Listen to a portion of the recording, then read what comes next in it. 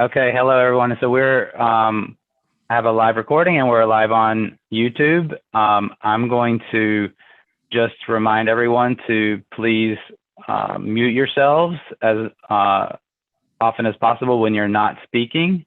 And if you have a question or would like to speak, usually it works best if you are able to use the raise hand functionality by clicking on the participants button in your control panel, which gives you a list of all the people that are present in the meeting. And then there should be a raise hand button that opens up in the panel to the right.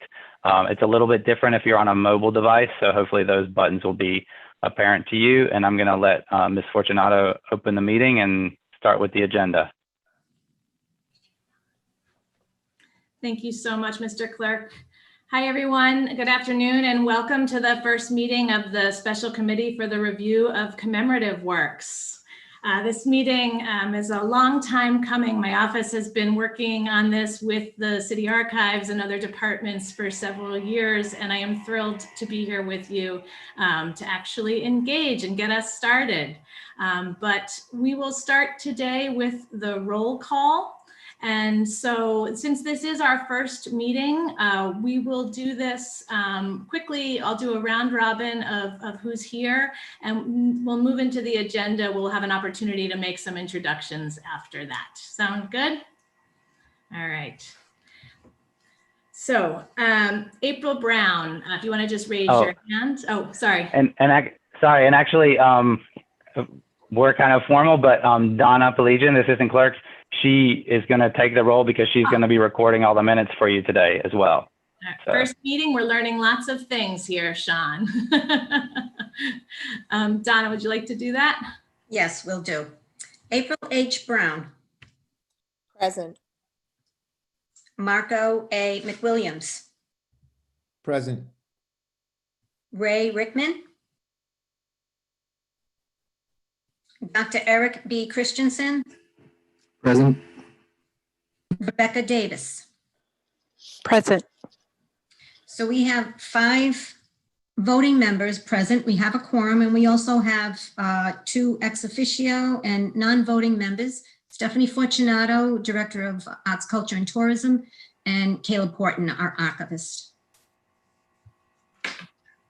Excellent. All right. And so with that, perhaps we can start the agenda. Is that true? Yes. Okay. Thank you so much for that. Well, the Special Committee for the Review of Commemorative Works, I know I've spoken with each of you about this work, but it is an opportunity for us to come together as a community to really think about the moments, the people, the places where we are collectively commemorating our history. And it's a process that will be part of the enduring government apparatus, and it will allow us to come back to these decisions over time. And I'm really excited to be working with each one of you. I've had the opportunity to get to know you in setting up this committee over the past few months. I wish we could be together so that we could introduce ourselves, you know, a little more comfortably than in this Zoom format. But I'd like to, well, our first meeting on the agenda here, our first item is the opportunity to introduce one another. So I'll just start here by saying that my name is Stephanie Fortunato. I'm the director of Providence's Department of Art, Culture, and Tourism.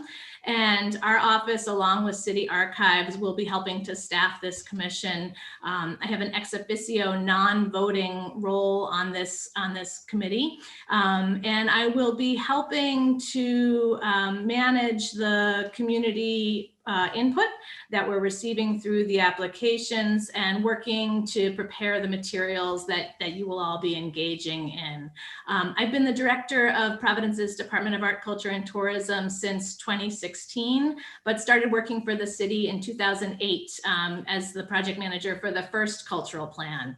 And today we are actually updating that cultural plan. So it's nice to see how these things evolve. My background, I have a degree in public humanities piece from Brown. So this conversation about commemorative works is really something that I am personally and professionally passionate about.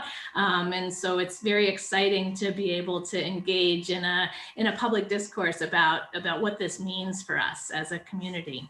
And since this is Zoom, I'll do this by calling out names, if that's okay with everyone, and just ask you to give a brief introduction to the group, who you are and what you've been working on, and perhaps something that you're excited about this work. So I'll start with April Brown.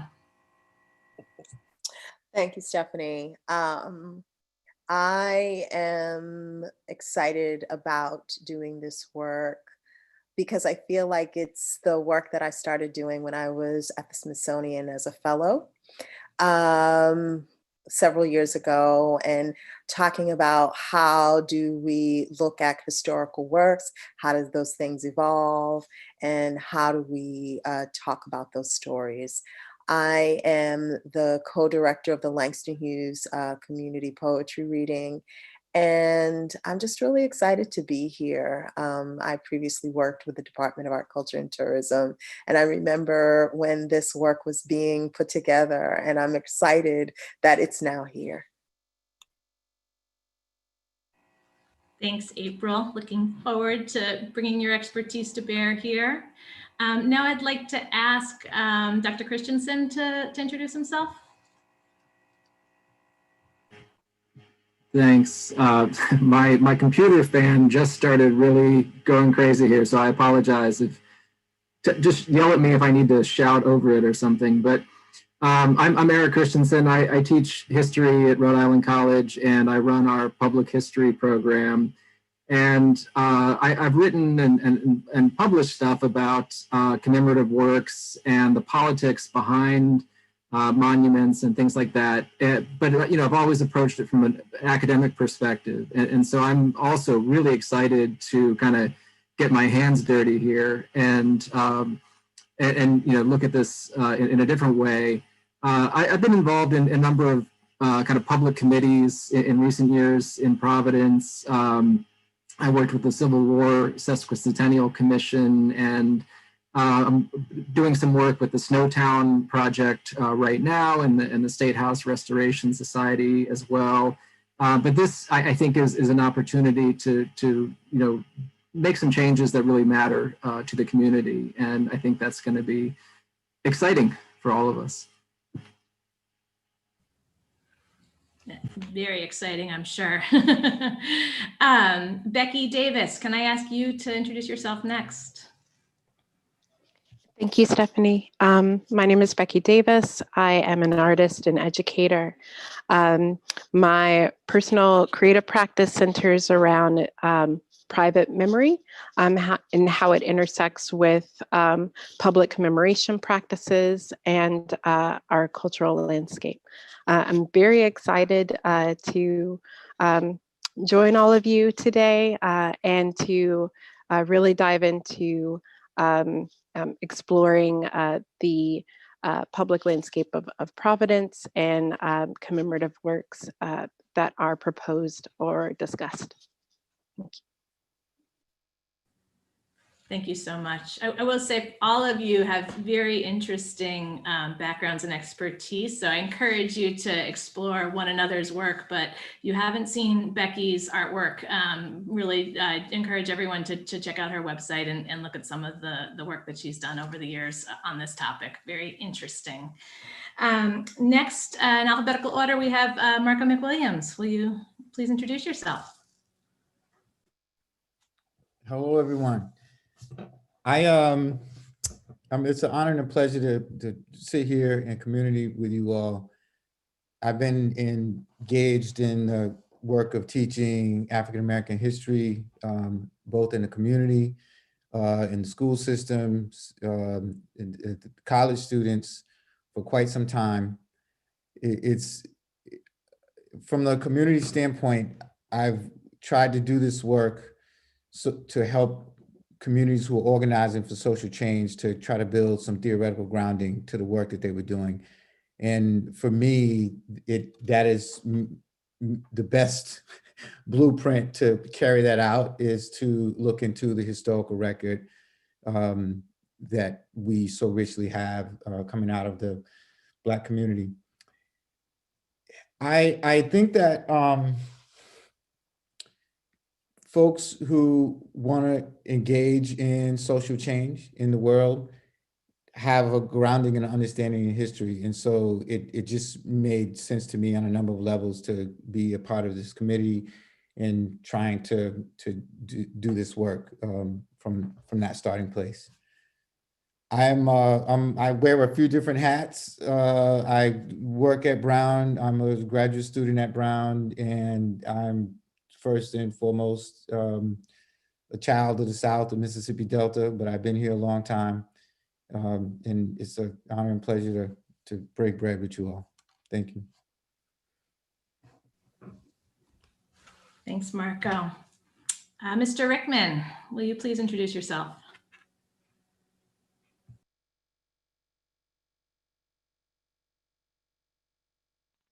Can you please unmute yourself? Sorry, Mr. Rickman. If you look in the lower left-hand corner, yeah, there we go. Thank you. Okay, is it working? You got me.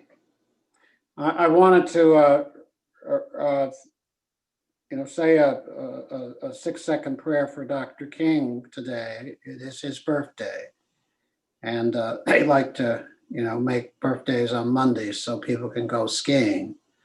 And I always ask people to take a moment, even on ski day, and think of him, because he is the reason a lot of us, one of the million reasons a lot of us are dealing with these issues right now. I've been involved in lots of things that are in the public square. I used to be Deputy Secretary of State in charge of archives and a whole host of other things. And it is fascinating to be in the world of humanities and arts and culture and history, but more importantly, to be in the public square. And that's what all of this is.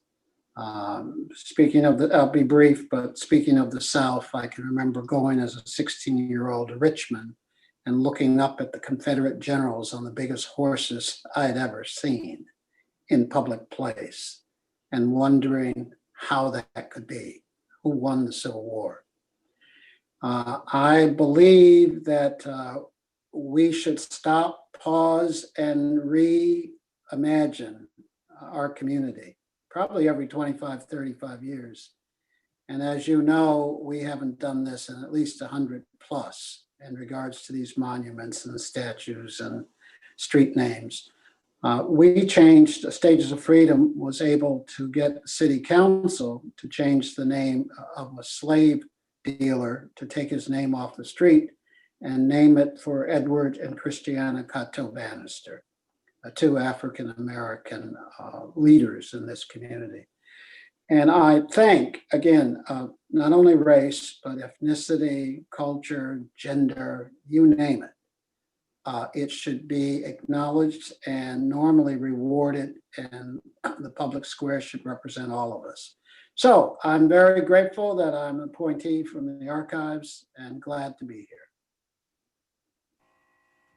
Thank you so much. And thank you for that reminder of today's important historical moment and Dr. King's birthday.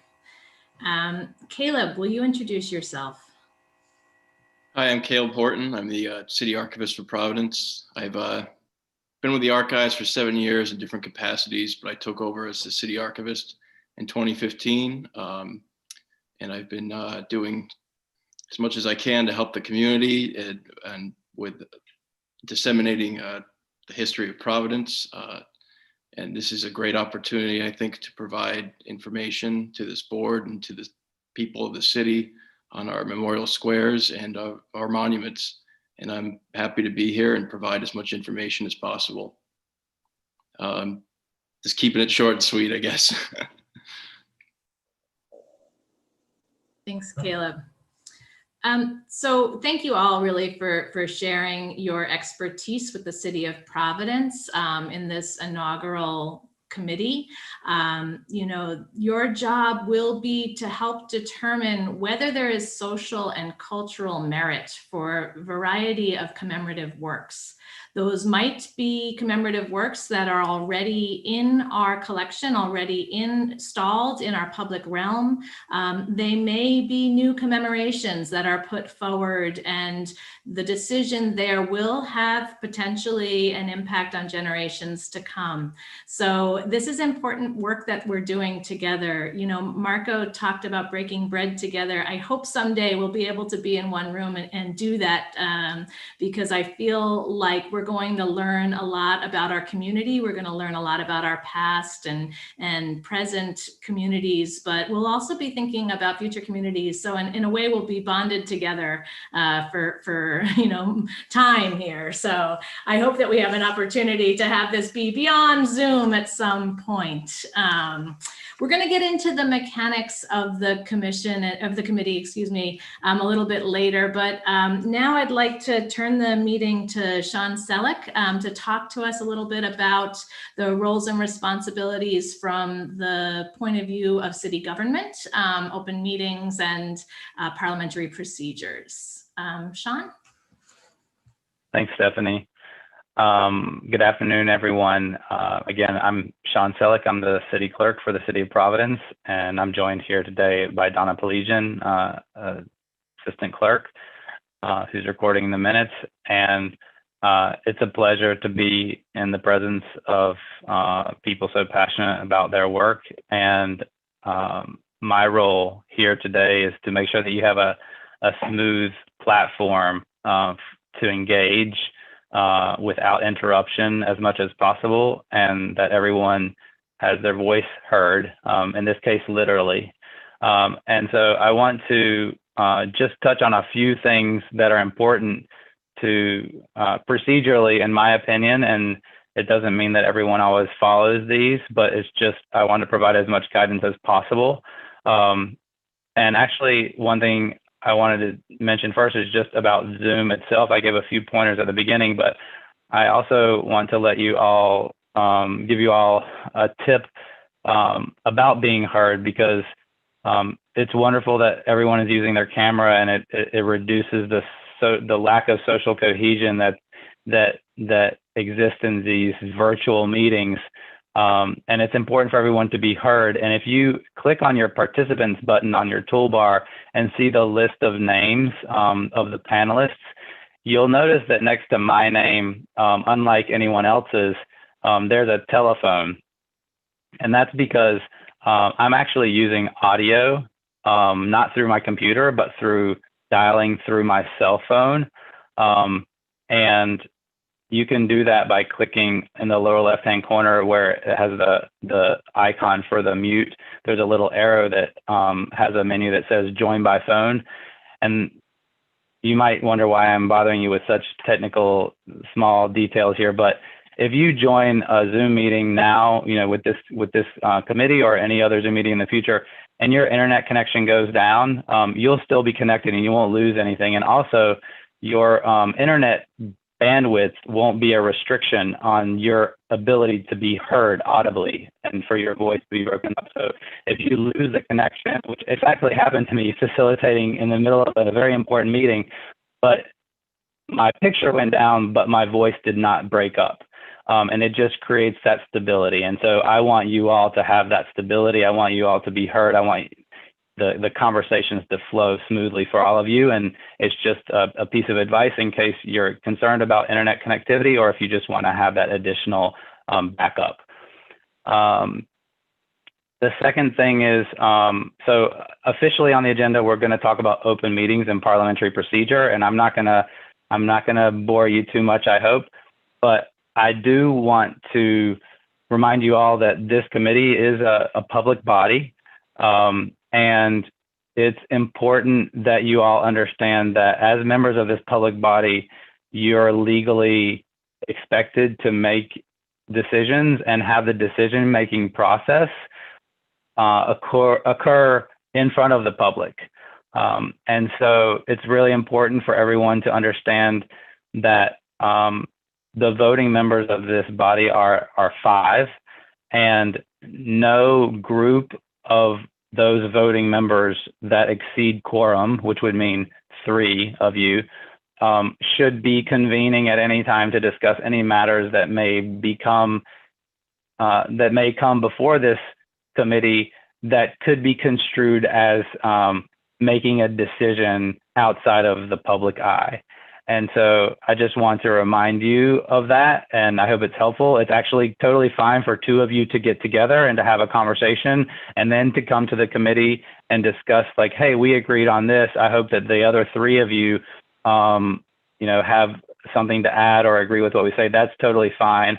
And it's also fine for any one of you to individually talk to you can talk to all 4 of the other people about a conversation, but you shouldn't be sharing other people's opinions because that would be called a rolling quorum.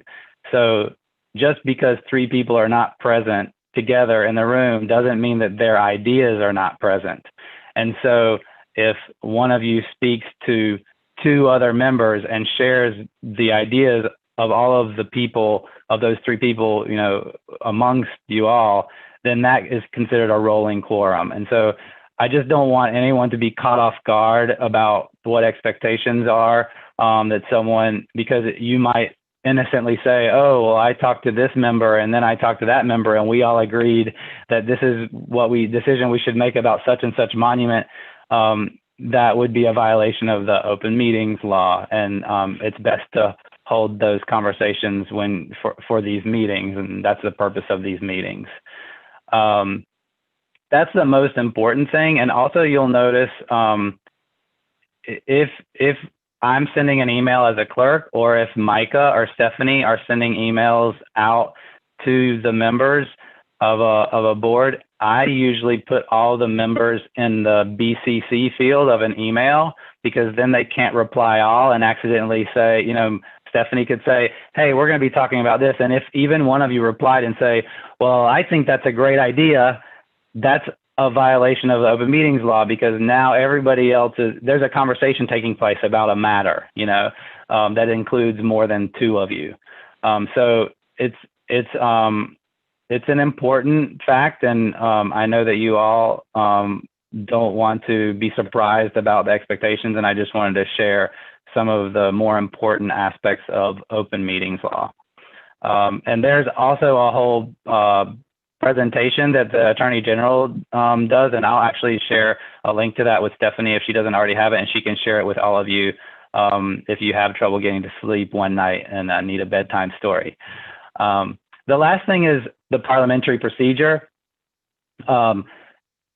This is really up to you, to be quite honest. In the city charter of the city of Providence, the city council is actually governed by Robert's rules if there are no specific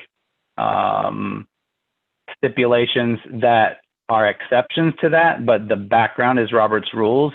And it's very helpful for members to be making a motion and having it seconded, and then once it's seconded, then the chair would ask, is there any discussion?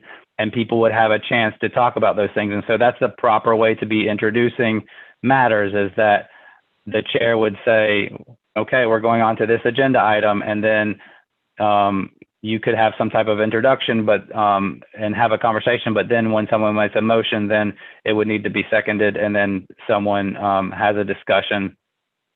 They can ask for a discussion, and you can go at length as you want, as long as you like, before the chair would call for a vote on that matter.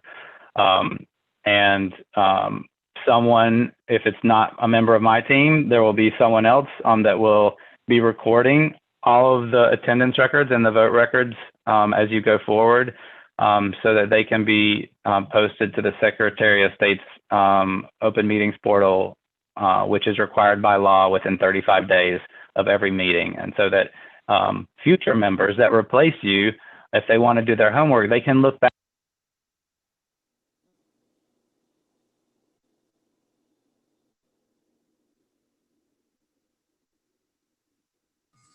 Sorry, actually, I just had a glitch.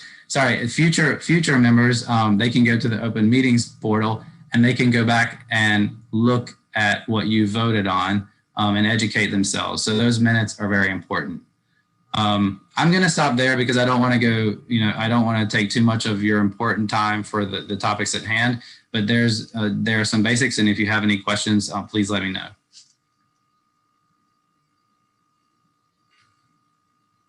Thank you so much, Mr. Clerk. Are there any questions for him at this point?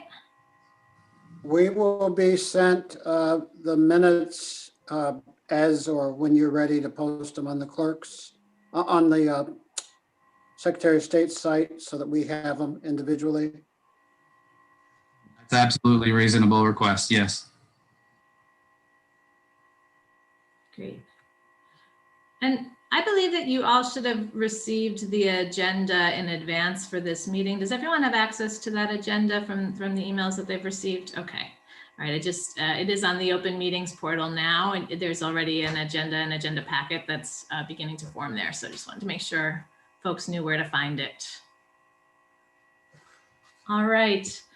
Well, you may have thought that I missed a very important introduction earlier, but now that we are moving into the part of our agenda in which we'll talk about the structure of this committee and how it's set up, I'd like to take a moment to have Micah Salkind introduce himself to all of you. He will be helping to staff this committee, and we are very lucky to have him at ACT as our special projects manager, and very lucky that he will be working on this because it is a nice alignment with his training and expertise. But I will let him share that. Micah? Thanks, Stephanie. I've met most of you either in person or we've collaborated, or I've sent you many annoying emails at this point. So it's nice to put some faces to names and to just see you all in one place. As Stephanie said, I'll be your main point of contact with the city as we go forward, and I will likely be the person taking minutes, which I love doing. If you've ever seen my minutes, they can read like a movie script. I'm very serious about minutes. So Donna, I'm sure you're the best, but I'll try to give you a run for your money. My training is as a cultural historian. And so this for me is really at the intersection of the research I've done on public memory and culture. And so I'm really glad to be able to support you all in this work and look forward to all the amazing changes and decisions we're going to make together. Thanks, Micah. I am going to share my screen with you if I do this correctly, so I can show a short presentation here. Oh, but Sean, it says that the host is disabled. You got it. I made you co-host. You're good. Okay. All right. Thank you. I should always do this in advance, though. Hold on one sec.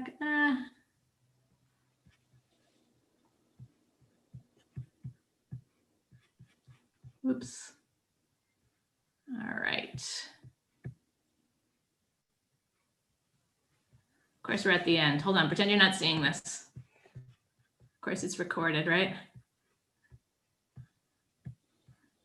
Now we'll start the big show. I know we've spoken a lot about this committee and how it came to be, but I just wanted to go over the sort of overview of where it came from and give us a chance to kind of talk about the structure and look at the website where we have already received some applications. But as you've all introduced yourself, I don't know that we actually said this, but this is a very special committee in a lot of ways because each of us have been nominated by a different body, a different part of city government. And so what we see coming together are representatives from the mayor's office, from city council, from my office and city archives. And so, we're bringing together not only a unique set of expertise and training that each of us bring to bear, but I think it's rare sometimes to see this kind of joint committee where we see the different parts of city government coming together. And I think it really speaks to the importance of this work that we'll be doing, and why we need to really distribute the decisions about what is represented in our public space.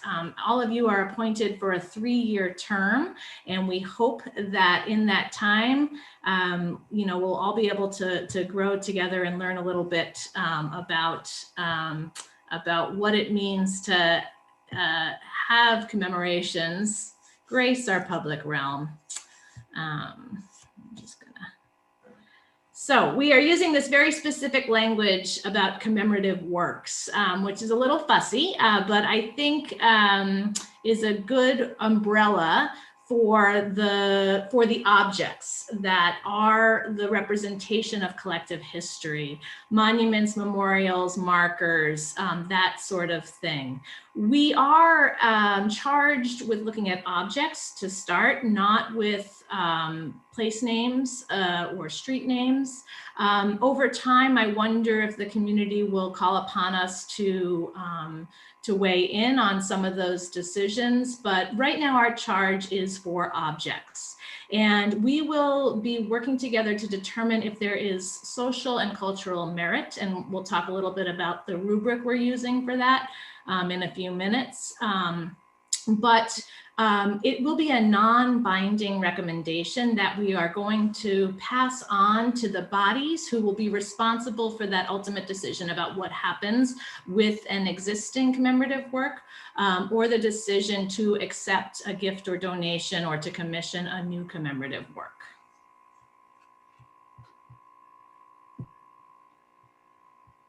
Oh, sorry. So we have 5 points that we are looking at to determine whether whether or not there is social and cultural merit. And so we'll be looking at the relevance to our local community.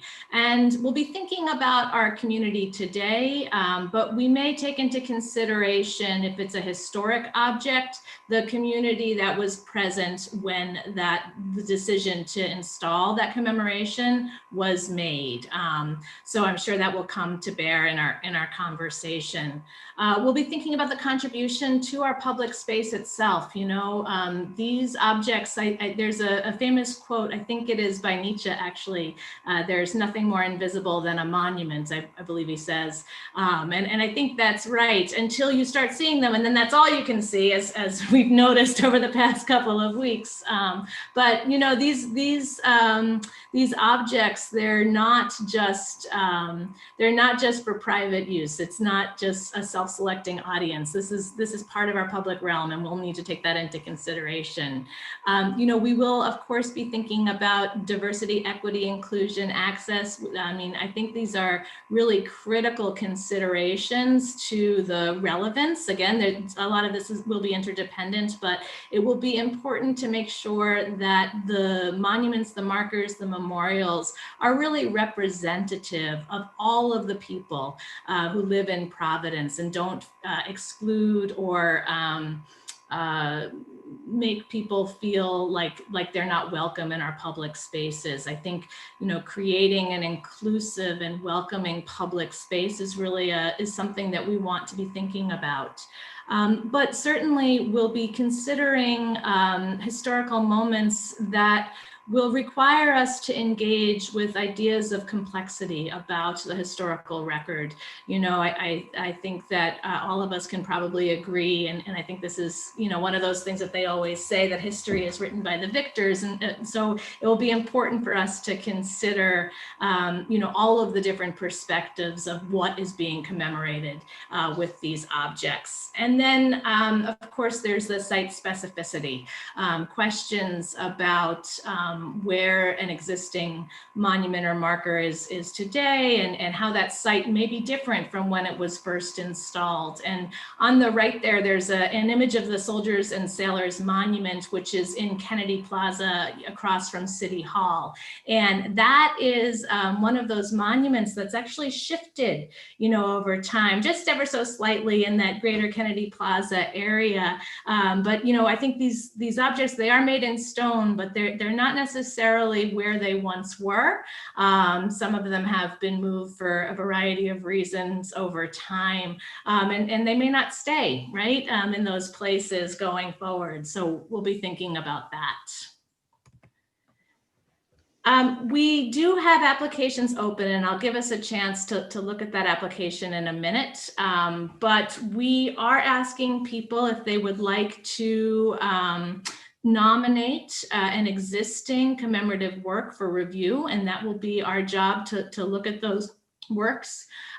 You know, it's pretty basic what we're asking for: some contact information, some reasoning behind why they would like us to look into this commemoration. Likewise, with a new commemorative works, you know, we'll be asking for a rationale. Why should this moment, why should this person be commemorated in our public realm? And there's a lot of information here, but if you go to artculturetourism.com, you can find all of the specifics there. So here's what we're hoping to do. This is the first time we're meeting, right? So we're not sure, but we imagine that this committee will meet twice a year. I think, you know, as we get going, I can imagine it being a fall and a spring, giving time in between for the public to submit applications, either for review or for new works. These meetings, you know, will be public hearings, and so our next meeting will be our first. We had opened the portal in July and have received applications to date, both for existing monuments and memorials and markers, as well as for some new works. And then our team is looking at each of these applications to determine which ones are ready to be discussed at a public hearing here. And we have, again, a rubric that is helping guide those decisions. So for instance, the proposals of new commemorations, it cannot be to a living person, right? So that's one of the things that we've determined will exclude it from moving forward. So those applications that we've received, for instance, for monuments that might be to a new person, we'll be in touch with them to let them know that that's not eligible for discussion by this body. So that makes sense. The work that we're doing with the city archivist, the city archives office will be helping to prepare for these hearings by creating a briefing book for each of you, giving some information about the different works that we will be discussing. And that will be a written briefing that you will all have in advance, will be available for the public to review and also have access to in advance. And then there will be an opportunity for public comment at the meeting. So people, we imagine, will come with a range of perspectives on the social and cultural merit of different commemorative works. And then at the end, we will vote on, is there social cultural merits, and then make that non-binding recommendation that will then get passed on to the different committees or commissions who are responsible for making the decision. So some of that is going to depend on where the work is cited. And if it's in a public park, then it will go to the Board of Parks Commissioners. So in many ways, we'll be helping to prepare then our colleagues on those boards and commissions to be able to make the decision. So we're doing sort of the research and development around the decision to make that recommendation, and hopefully that will help them with their process of making that final decision. So does that make sense so far? Yeah, we've talked about this. The recommendations that we may make, I'm sure there's a range of them, and I think it will really depend on the particulars of the commemorative work that we're reviewing at the time. we can imagine that there may be some that we say, okay, you know what, that still holds, that there's social and cultural merit with that commemorative work and no change will be made. We could imagine that there might be a reinterpretation that is needed to give context to a monument that is cited in the public realm. Also we could imagine saying that's just not the right spot in the city of Providence today. We want to recommend relocation, or we might even recommend that an object is deaccessioned and removed from permanent view. So there's sort of a range there. And I think it'll be important for us to be open to the different possibilities and to use the public hearing as the opportunity to help make that recommendation. Again, Caleb and I don't have a voting, we're not voting members of this body, but we will participate obviously in the discussion to help make that decision. Once the recommendations are made to those other committees, we may stay engaged. It will be interesting to see over time how those bodies want us to be involved going forward. And I imagine that there might be ongoing dialogue around some of them with our group, as we gain some traction. I can imagine in year 3 that we may be able to watch the trajectory of some of these works and to be involved in whatever those next steps are. I'm going to just take us to the website. I'm sure many of us have visited it already, but this is where you can find both of those applications. They will be here and we will be accepting these on a rolling basis. So even though we'll only meet twice a year, community members can submit an application at any time. We've gone through most of this. I should say on this website, we've also tried to collect some information about our local commemorative work. So we have found some catalogs. The city archives had an intern who did a great job of creating a catalog of the works in Providence. And so you can access that here. And then there have been different areas like the Roger Williams Park that have done a catalog there. So there's lots of information if people are interested in learning more about Providence's commemorative works, lots of information here. And we're always going to try and use this as an opportunity to, again, educate folks about, how did these works even get to the public realm in the first place? And what are they intending to commemorate? For my office, we have put together a sort of informal advisory board made up of some of the other historians, public humanities folks, community historians, and culture bearers representing a variety of interests. And that group, we've only met, I think, twice, but they've been helping my office navigate the decisions around how to help structure this appropriately. So they've been incredibly helpful, and it's been a great way. I think it'll be a great way for us to be able to engage a wider public in the hearing so that they can all bring their networks to those conversations. Elizabeth Francis is the chair of that advisory board. So I just wanted to pull up the points here about the rubric that we'll be using, because this will really be the committee's guide to determining that social and cultural merit. So you might think about this as scoring anything, but each of these measures will be considered. We'll need to be able to speak to these measures as we evaluate whether there is merit to these commemorations.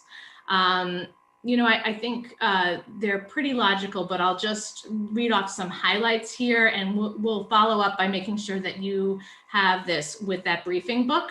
There will be definitely, the rubric will come with it.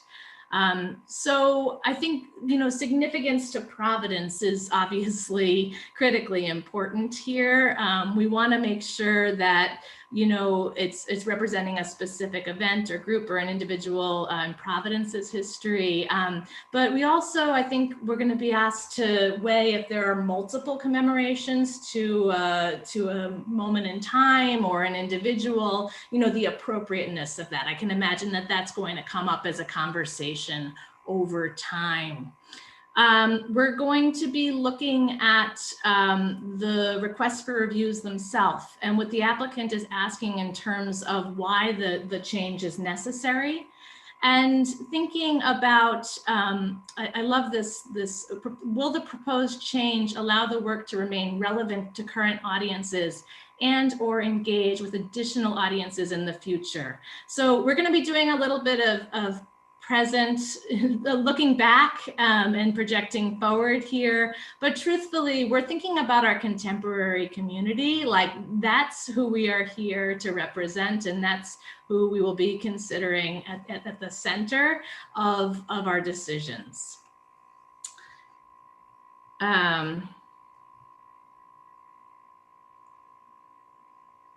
And I should say, and Sean, I hope this is okay, if folks have questions, please stop me, but I thought at the end we would just talk about this quickly, if that's all right.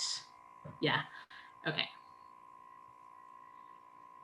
So in terms of public life and public space, again, thinking about wanting to have and create conditions for an inclusive public realm, thinking about our public spaces as an opportunity to bring value to individuals who live in our city, but also who might visit the city, and thinking about the ways in which these commemorations contribute to the quality of our public realm. I think that this may come to bear more with the new commemorations, although I probably shouldn't say that, but this idea of engagement with audiences, I think will be an interesting part of the conversation that we have. So a question about diversity, equity, and inclusion. And I think any one of you could give a lecture about the ways in which the current collection may not represent the diversity of the Providence community today, or even in the past. And so this is an opportunity for us, I think, to address that and to think about not only, we'll be asked to speak to that existing collection, but over time, I think we will be asked about new commemorations. And I think that we'll want to keep this in mind, that we want to really consider the experiences of all communities, especially those that have been historically marginalized or have felt oppressed by systemic racism over time and are not represented in the current collection. How can our commemorative works help to address that and to, again, expand our understanding of what it means to be in Providence today, and thinking about this land not only from the perspective of the city of Providence when it was established or when the settlers came, in 1636, but thinking about the Narragansett and Wampanoag peoples who have stewarded the land for generations. We'll want to look at the long view here. Which I think speaks some to the complexity that we will be engaging in. And this is where I'm really interested to engage with all of you as subject experts. And I'm really excited to think about meaning of these moments, of these people, of these places, and to begin to, again, think more inclusively, more expansively about how we understand them as representatives of our collective history. Representations. And then citing design and conservation. So I always say this as a practical matter, the City of Providence collection today represents installations that were made over generations. And so oftentimes, these commemorations were installed and that initial group that got together to say this is important, and they were really committed to taking good care of this object, and it was celebrated for some time. But of course, time passes, and that initial group that came together, they may not have heirs here. For whatever reason, sometimes these commemorations are orphans, and so we'll want to think about that a little bit and think about the responsibility that the city has to be good stewards of this collection. So I think that takes us to the end here. And I'm going to stop sharing my screen for a second here. Oops. I'll just stop here to see if we have any questions about the structure.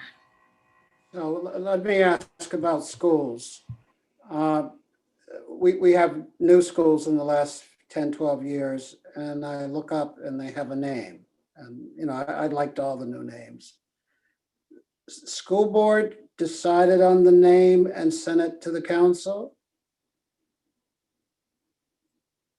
So the names know. names are outside of our purview right now. And so we have not been asked to comment to date. I mean, this committee, this is our first meeting. So again, you know, what happens going forward, we will see. But right now, this committee is charged with the objects themselves and not the names. Okay, so not buildings. We have not been charged with that. Okay, so let me come to something smaller. A plaque. Is that an object? I think that would be considered an object. And so, right, that we might receive an application for a plaque. Okay, thank you. Yep. Could I ask, I want to make sure I understand the process, I guess, that we have these proposed changes or RFRs, and they would come in, and the members of the committee, we would see those only at the meeting, or we would get those in advance. Yeah. We wouldn't talk about them. We would individually look at them in advance, right? And then we'd get to the meeting and have our first conversation about them at the meeting. Is that all? That's correct. That's correct. So it's our aim to get the materials to you about 2 weeks in advance, so you have ample time to review any of the works that we will be discussing at the public hearing. But as we heard from Mr. Clerk, that we should not be speaking about these in advance of that public hearing. I have a question. So the discussion would be a part of the public hearing if there was any kind of, and the length of the committee meetings, will they be 2 hours? Could they be longer? And is there public input? I think the length, we would hope for a 2-hour meeting, especially in this format. But this is the first time we're doing this, so I don't actually know.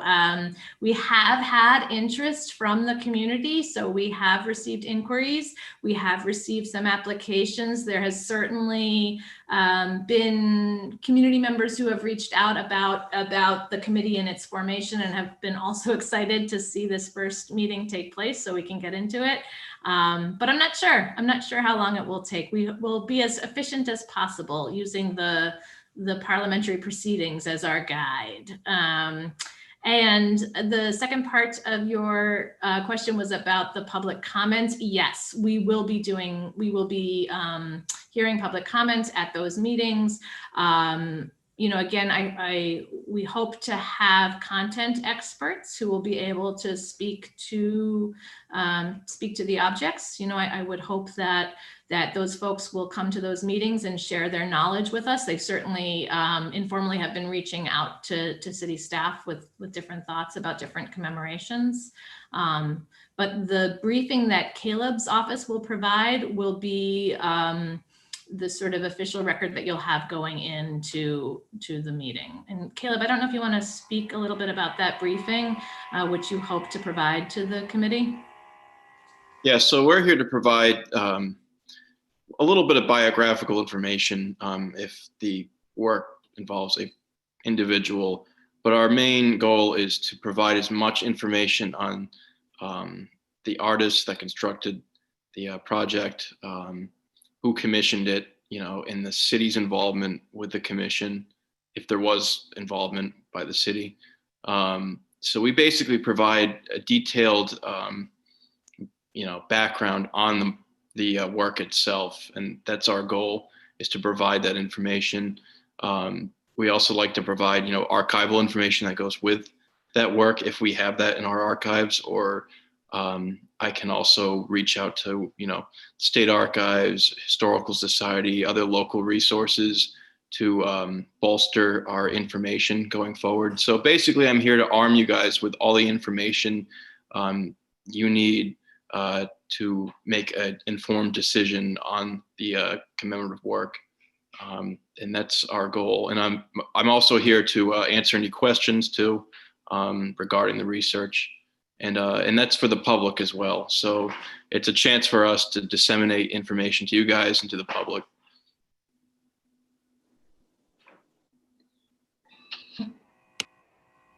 Yeah, and I think, we hope, given your sort of collective experiences as students of history, that you'll engage that primary source material, and be able to use your own lens to interpret its meaning and understanding for our contemporary community.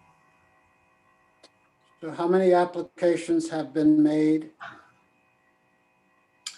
That's a good question. Micah, do you have a count on that? You give me 1 second. I think it's about 20 to 30, and most of them relate to a single site. Okay, which we know what it is. So are there more than one site for applications? There are a couple different sites, but the majority of them relate to one specific site. And then within that group that relate to the specific site, there are some that are, they range from proposing something new, proposing deaccession, proposing modification, so there's a range of different proposals, all for the one site. Okay.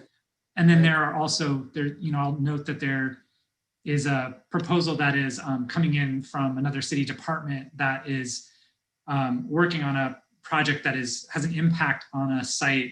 So there may be some things that are pretty small, and then there are those big meaty ones too. So we will work to get you all that information about all of those proposals.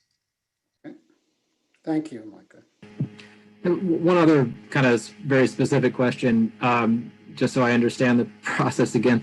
So the rubric that the committee uses to evaluate these proposals, the idea would be that we would individually go through that rubric prior to the meeting, or that we as a committee would go through that rubric together in the meeting. I'm thinking it would be more efficient if we all went through it probably beforehand individually and came ready to say, this is how I scored this, and how did you score it? But is that the idea? I think that's the idea. And I think that the public hearing, there might be an opportunity to revise scores after hearing public comment. So I think, coming in prepared to speak to your perspective, but open mind that there's the public comment can and should inform your thinking as well. So that when we are making a vote, that we're actually taking into consideration both, the sort of source material, the application itself, as well as what has happened at the public hearing. Right. There are 28 proposals. Including, I will say, we received, there was a elementary school in Providence who used this as an opportunity to have their students submit some proposals for new commemorative work. So I hope that they'll be able to join us for that next meeting. It would be a terrific introduction, I think, to the city of Providence and our civic processes, right? I think they were high school students. They were pretty sophisticated proposals. Okay, so if they were elementary, I'd be very surprised. That's a little better, because I was worried about having to turn down second graders. Okay. All an educational experience here.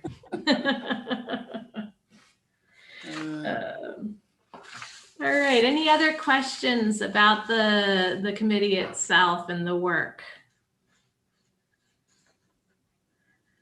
Well, Hearing none, I'll just say that Caleb and Micah, myself, and the clerk's office too, in different ways, we are here to help you. So if you have any follow-up questions, please let us know, and we'll make sure that you have the information that you need. But I would hope both that we will be having that second meeting, hopefully in about a month's time. You all know it was hard to schedule this first meeting, but we're going to do our best to get that on the books quite soon. And that, we will be able to really engage a good part of our Providence community in those conversations, because this is a great moment. I mean, we're really joining cities across the country who are stopping to reflect on our public realm and to really think about our commemorations thoughtfully. Think thoughtfully, that's a terrible thing ridiculous thing to say, but I think this considered look and this sort of intellectual debate about the social and cultural merit is really exciting, because I think that it gets to the meat of why people even have that impulse at all to commemorate a moment or a person and their legacy. And just before I just moved on, I'll just say that, we started this work thinking about it with our public art master planning process, and our consultants very wisely suggested that it really deserved its own dedicated thinking, that commemorations couldn't be considered just as an aesthetic object. And I'm just so grateful to those folks for having the wisdom to see that this could be a process in which we could really engage so many people in conversations about what matters and to us as a community today, and to give really a structure that we can revisit in the future. So anyway, sorry, this is terribly exciting to be at this moment today. And as my time as acting chair may be coming to an end, we will shift to our next agenda item, which is the organizational bit, to be electing chairs of this committee.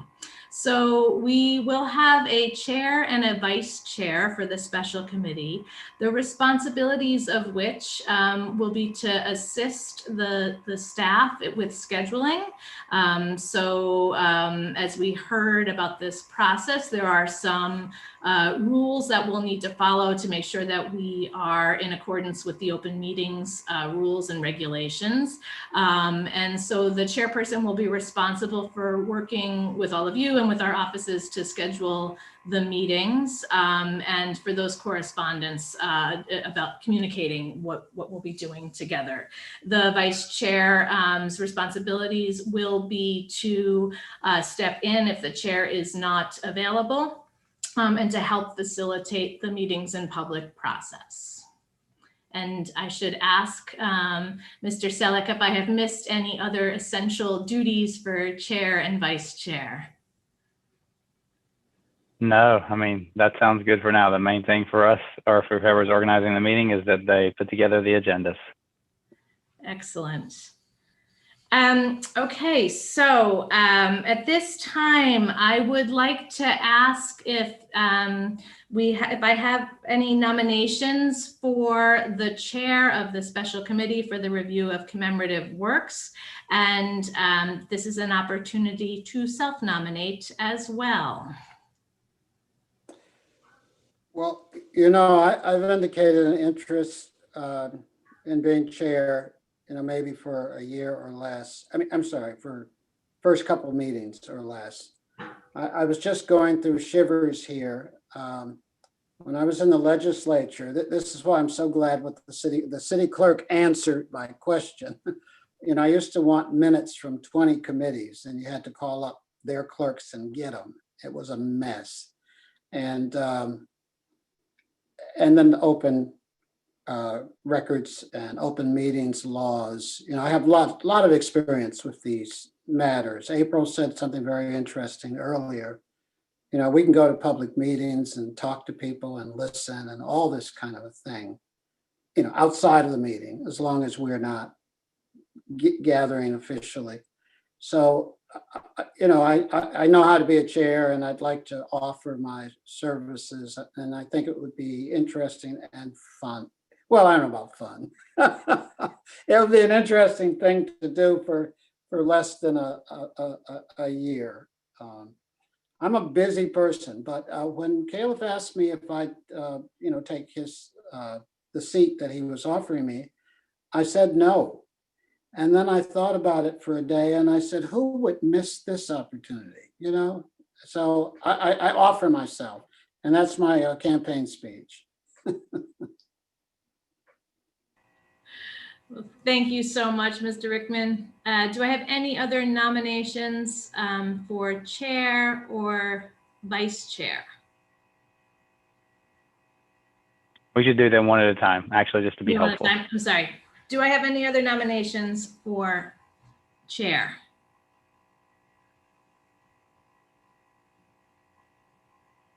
All right, I'm going to go one last time. But are there any other nominations? All right. So should I? So then acting chair, you can direct the clerk. You can just say, I direct the clerk to cast one vote for Mr. Ray Rickman as chairperson of this committee. And that will. All right, I direct the clerk to cast one ballot for Mr. Ray Rickman to be chair of the special committee for the review of commemorative works. So noted. And should we vote now or should we? It is not necessary if there are no other nominations. That you basically completed the voting by asking me to cast that one ballot. So you can proceed with the vice chair election. Thank you for your patience with the process questions. Now I would like to ask for nominations for the vice chair. Yes. Did I say something cute? Yes. Oh, first? yes. Congratulations. Oh, thank you. That's why he's city clerk and you're not. It's true. And I am grateful for that as well.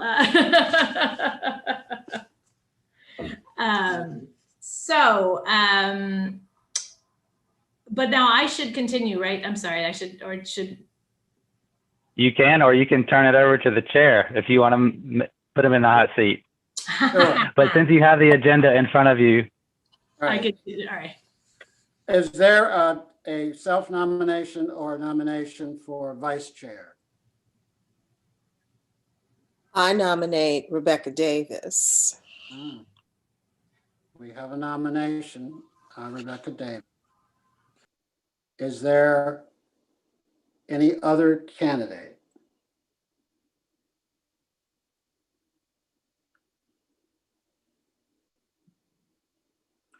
There being none, I'd ask the city clerk if he might cast one vote.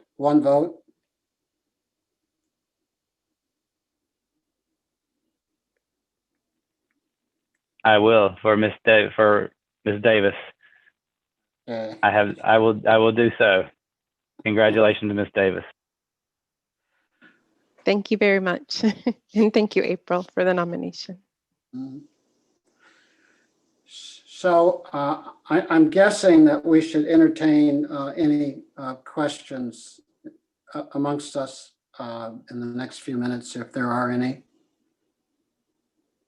And then after that, we should, Micah, are you going to send out a suggestion, I mean, say a process by which we would select a meeting date in February? That was a little bit up in the air. If we can nail it down right now together, I don't know, Sean, is that appropriate, or would it be more appropriate for the chair to work through that afterwards? That would be appropriate. Absolutely. If the committee so wishes to do that, feel free to move forward. And I think I was told that 1 o'clock in the afternoon works, probably for everybody. So is there any reason we couldn't just suggest a date and see if people shake their heads? My guess is the early, at least 3 weeks to give us time to get ready. Caleb, is that enough time? Yeah, I believe that would be enough time. I mean, we've already been working on reports already for the past year now, and I don't see that being a problem, and I'm pretty flexible with the time. Okay, because everyone has to read all the material too. It's true. Shall we do the second week of February? That'll be a month. Yeah, that would work. That would give us probably time, or no? See your head shaking. So is Friday any better than Thursday or Wednesday of that week? Everybody? I think So Fridays are always a little better, at least right now for me, than Thursdays in the month of February in any case. Okay. Are we talking about February 12th? Yes. Is that a problem? Friday, February 12th is better than Thursday. Okay. So does anyone know if they have a problem with Friday the 12th? Otherwise, we will agree to 1 o'clock, Friday the 12th. And, you know, my worry is, you know, keep this in mind, that this might be, you know, because of the subject, it might be a 3-hour meeting. So keep that in mind, everybody. So I do have a meeting scheduled at 2 that day. It's not as important a meeting, but it's kind of an important meeting. I don't know if we can meet earlier in the day, or is 1 the earliest that we could do this? Yeah. Do you want to do 12? Is that a problem for anyone else? See, that's why I like small committees. If this was 18 people, we couldn't agree on anything. Friday. I could do earlier. Okay, Friday the 12th at 12. That works That's for me as well. Yeah, it's memorable. And then can you remind me, we have to give the public 2 weeks notice? No, you do not. The clerk's office, since we will probably assist you with at least this next meeting, requests an agenda 4 days in advance because we're required by law to give 2 full days in advance notice. And so I would just ask by noon on Monday, the 8th of February, if you could have an agenda to me by working with Stephanie and Micah. And it would be posted publicly by noon on Wednesday, the 10th. But absolutely, we could post it much earlier if you have it available much earlier. Those are just the last minute that it would be preferable. Because you know, as an old reformer, I like to give people, you know, ample notice. So we'll get back to you, but I'd like us on the 1st or 2nd or 3rd or something to post it. Okay. Sounds I great. have nothing. I'm sorry, go ahead, Micah. I think that sounds great. And I think that'll give people, you know, a chance to organize themselves to participate and us a chance to get all the information that we have thus far out to the group. Okay. Does anyone have anything else they want to talk about today? Questions, thoughts?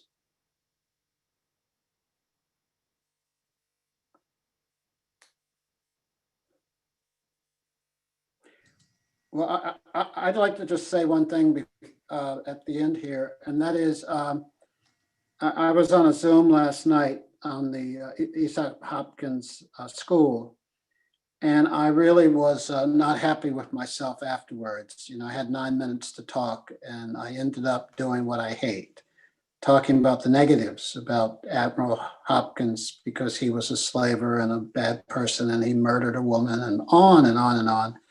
And, you know, it's what you do sometimes. And I just hate it when I do it.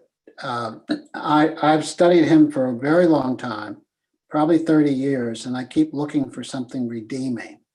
I can't find anything. And I tried to talk about the 19-year-old student who brought this to light. I've known about it for years, but haven't done anything about it. And this 19-year-old student did it. And I praised him a couple of times, but nobody heard me because we were so busy talking about the evil admiral. And I want to remind everybody and myself, this is a fabulous moment, and I'm so glad it has arrived. That this is a time of praise, of newness, of diversity, and even with the negativity, it's a chance for people to learn. You know, if people knew more about certain things, they might not repeat their stuff. So even if there's negative things, and there will be about particular memorials or sculptures, I hope we'll go into this with a kind of a celebratory attitude. A woman asked me the other day if we could change the name of Central High School. And I said, oh, what's Central High School done to you? You know, thinking in the negative. And she said, nothing. It's just a nothing name. They stuck it on the school as a kind of placeholder or something, and they never got around to do anything about it. And here we've got it for 90 years. And I said to her, I don't think you can do it. You take that up with your council person, but it is a fabulous opportunity to name that school after somebody who would enrich the minds of the students who go through there. It's fabulous. And that's what I think about this whole thing. This is a get up and go, do something joyful, different, enlightening, uplifting time. And I'm honored to be part of it. Sorry to talk so long, but I'm making up for last night. I want to say, though, don't beat yourself up. I was there last night, and you know, I thought you did a great job. And for me, the takeaway from the evening was what you said about that 19-year-old student. And I thought that was a great point. And you know, that wasn't where the discussion went afterward, unfortunately. But that was the most important thing I think that was talked about last night. And that point about choosing others that we can celebrate, you know, I think was clear, if nothing else. You heard me say I want to put Maya Angelou on the dollar bill. Oh yeah. I was also there, Ray. And what I will say is that it's difficult when we have been looking at a particular character for a long time and we've made judgments on that particular character. As someone who is a part of the work and trying to reimagine the person who was Isaac Hopkins, I think that what we have to really come to is that everyone is redeemable, right? Really, everyone is. And it's hard sometimes for us to really understand that, but that's a part of the human condition. And you get to have your opinion on people because you get to have your opinion. And not to say that you were right or not to say that you were wrong, but what I am most interested in is the capacity that we have to find redeeming factors in those of us who are human and to be able to project that on, and also to, again, be a part of the process of telling stories that most folks have never heard of. Right? Right. So it's all right. You get to have what you have and say what you say. Okay. I think something else too that I would bring into this space, and thank you so much, Ray, in April for that, because that holds the potential to, I don't know if reset the clock is the best term, but I could imagine a moment in which some sort of renaming of a school or what have you, if that was paired with the actual quality of the education that the students, right, institutionally were getting there, right? Because we've seen a lot of that too. Like, how many schools do we know there's like Martin Luther King named, you know, but like the quality of education that the school is providing to the students is not at the same level of the person whose name that they put on the school. So I just could imagine a pairing of those ideas of like, the school is going to be renamed, and also how this school the level of academic, right, engagement and resources that the students get at the school is also going to rise to the name of the level of what, yeah, there's a lot can happen in that regard. And yeah.